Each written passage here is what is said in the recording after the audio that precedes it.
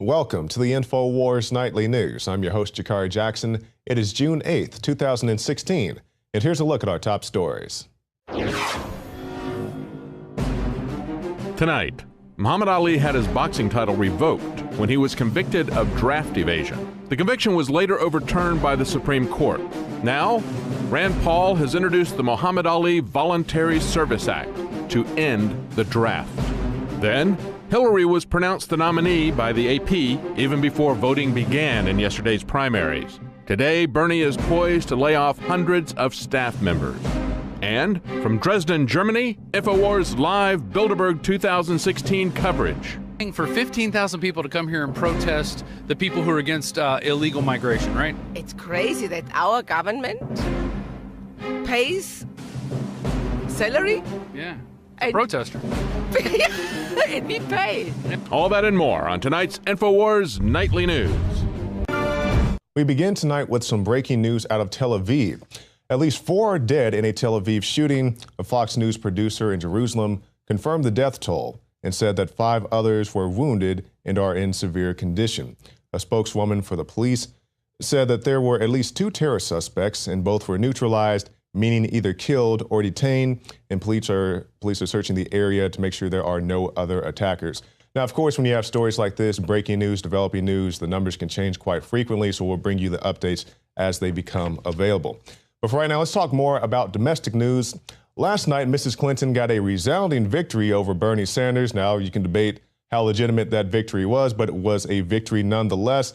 And it makes me wonder, for all the people who were feeling the burn over the past, year or so, going out there to these Bernie Sanders campaigns and doing all the things out there, are they satisfied with this outcome? Because as we pointed out last night, at least as the votes were last night, Mrs. Clinton pretty much hit a hole-in-one, not even dribbling into the cup. It's like dropping an ice cube into a big bucket and just got the exact number of the votes that she needed to pretty much become the presumptive nominee for the Democratic Party. And I'm pretty sure many Sanders supporters are not exactly happy about this. And going forward, is this going to hurt or help the Democratic Party? I'm not exactly sure. But now we see that Mr. Sanders is laying off much of his staff. It says a Sanders campaign is poised to cut staff by half. The primary is over except for D.C., a campaign source said, referencing next week's primary, and added that the dismissed staffers are getting severance. And one person who used to work for Sanders said it's more of the job ending as opposed to getting laid off.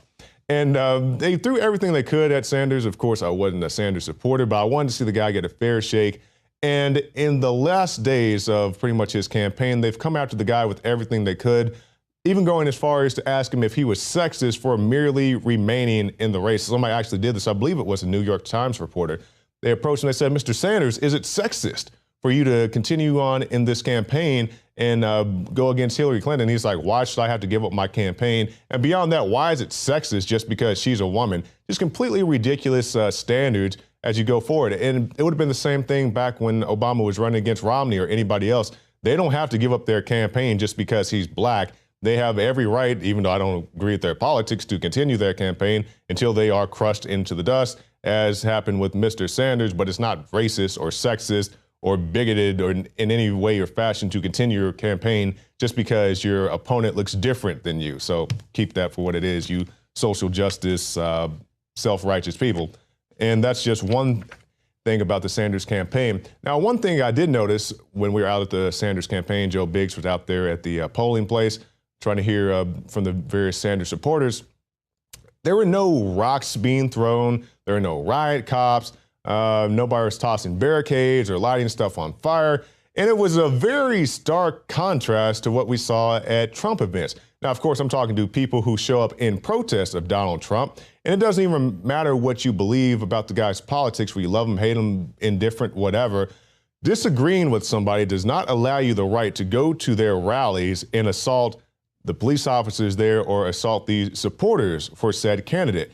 Case in point, what we've seen recently at the Donald Trump rallies, San Jose, where the lady went out there, she was wearing her Trump shirt, and somebody assaulted her, smashed an egg into her face. Now, I'm not a Hillary Clinton supporter, but if I go to a Hillary Clinton event and I attack a young lady by smashing an egg in her face, are you guys going to sit back and say that was justified, that was completely rational behavior. No, you're not going to say that because that's criminal activity and it should be prosecuted as such, just like what I experienced when I went out to Albuquerque.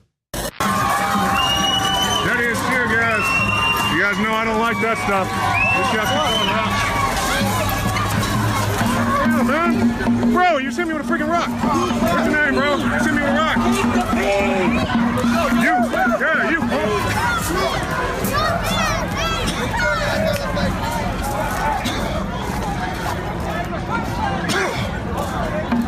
You guys hit me with a freaking rock. Then he ran. Now I got the tear gas in my lungs.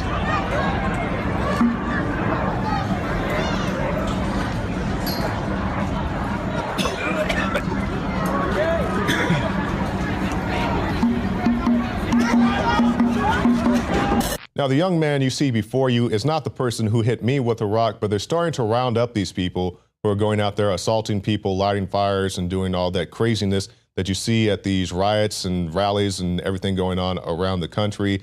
And some people saying they're coming down too hard on this kid. They're charging him with felony charges for going after the officers. Honestly, I don't think that's going to stick. I think they're overcharging the kid, trying to get him to plead down. But regardless, you can take a look at this for yourself. APD says targeted their officers. So far, they've arrested 3, including 14-year-old Marcus Griego. The commander actually witnessed Marcus throw a rock directly and hit the sergeant that was standing next to him. APD says this picture was taken after the rock was thrown and that officers confronted Griego. My understanding is that Marcus kind of laughed it off and kind of just pretended that it wasn't a big deal. Griego is charged with 2 felony counts of aggravated battery on a peace officer. Earlier, we were talking about how Bernie Sanders is having to lay off or let go of his staff, whichever way you want to look at it. And now we see that he's not the only one. This is going on all across the nation. Ralph Lauren, for one, they're looking to cut about 1,200 jobs. And this follows the layoffs of places like Macy's, Nordstrom's, and Walmart. Walmart was very surprising to me. And several other retailers, including Gap, Sears, JCPenney, have gone on to announce plans to shut down their facilities. Now, if you guys recall this video that happened, I guess a couple weeks ago, the guys were out going to these various rallies. And there's one thing in particular, this is like burned in my head of all the videos we've shot. It's this woman who owned a furniture factory, or she had some kind of furniture outlet. She hired movers and other people like that. And she was talking to this young girl, high school age girl. And the girl's like, why do I want to be a mover? Why do I want to move furniture around? Well, besides the fact it's a job, and if you don't like it, you can go be replaced by a robot working at Wendy's. But in this article, they say that home furniture and home furnishing retailers have actually added jobs. So a young lady out there, if you want a job, you may actually end up working at one of these furniture factory outlets. So just keep that in mind as you go forward in your career. And of course, if you don't want to do that, start your own business. I think that'd be great. And I'd love to see more businesses started here in America. Now, one thing that's not great about the United States of America, we have epidemic health crisis. Now, there are many types of epidemics. You got smoking epidemics, drinking epidemics, and now they're saying that we have an obesity epidemic, and it's hit a new high.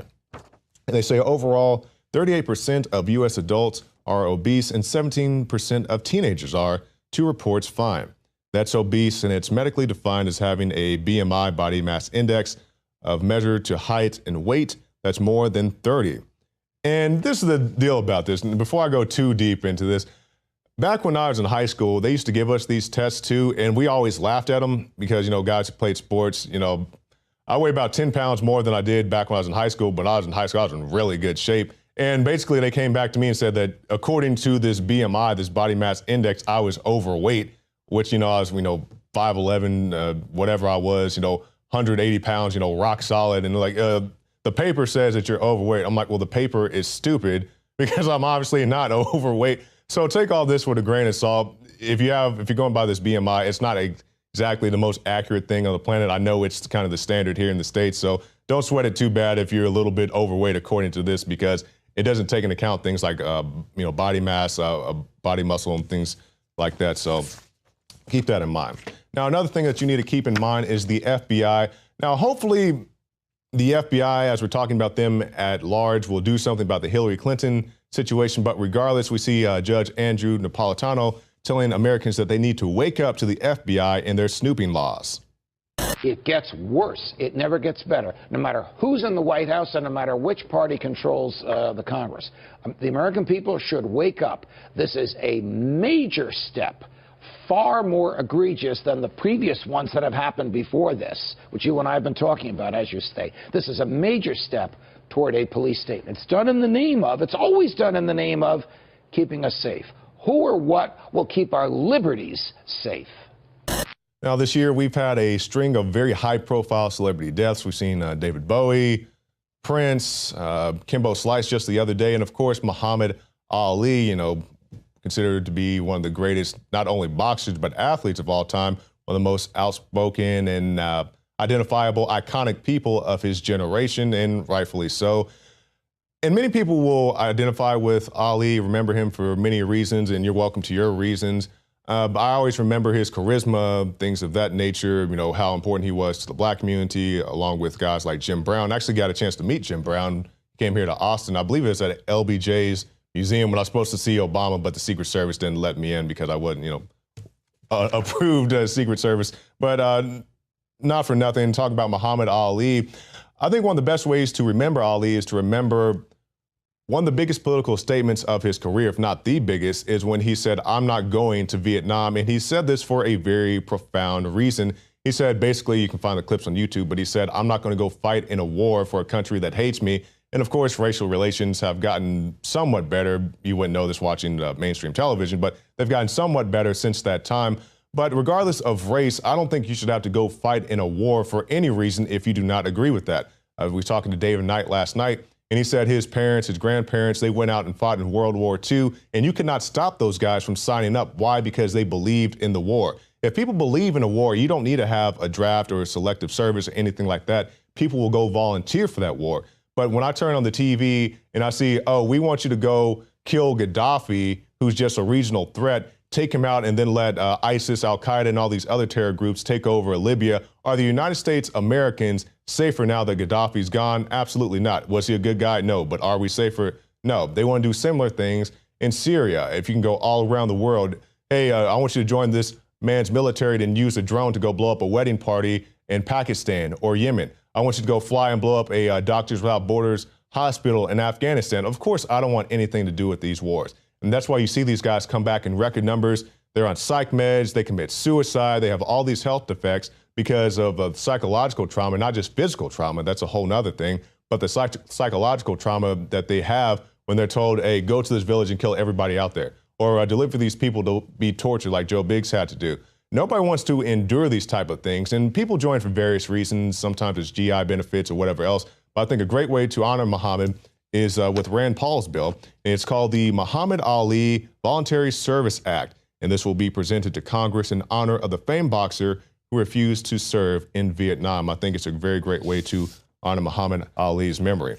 Now, before we go into a very shocking video featuring Alex Jones, I want to leave you with this. State police are now swiping motorists' debit cards and prepaid cards to seize their money. It's called an ERAD, Electronic Recovery and Access to Data Machine, and state police began using 16 of them last month. Here's how it works. If a trooper suspects you may have money tied to some type of a crime, the Highway Patrol can scan any cards you have and seize the money. We're going to look for different factors in the way that you're acting. We're going to look for different, if there's a difference in your story, if there's some way that we can prove that you're basically falsifying information to us about your business. Now, before we go into our special reports, we're going to end with a very shocking video, a very shocking revelation, if we can pull it up on the Drudge Report. You see the golden goose, glowing golden girl, Hillary Clinton, and she is now being endorsed by none other than Alex Emmerick Jones. I know this is a very shocking revelation for you people out there. You know, Alex has been supporting Trump. Actually, he has a Trump sticker right here on his desk. You know, he was supporting Trump until recently here. I walked in earlier today and I saw Alex in this very studio, for lack of a better term, worshiping Hillary Rodham Clinton. And we had to have an intervention, damn near an exorcism, to get him off of the golden goose that is known as Hillary Rodham Clinton. This is very disturbing footage. I do caution all of our viewers out there, but this is what it is. This is teleprompter free. This is what really happens here at the INFOWARS.com studios.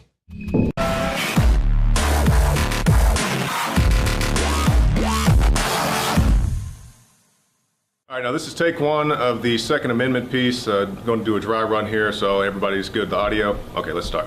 Okay. Hillary Clinton is going to be your Democratic nominee. Now, Mrs. Clinton is a very conservative person. Joe, Travis, you guys, you gotta come help me, man. Alex is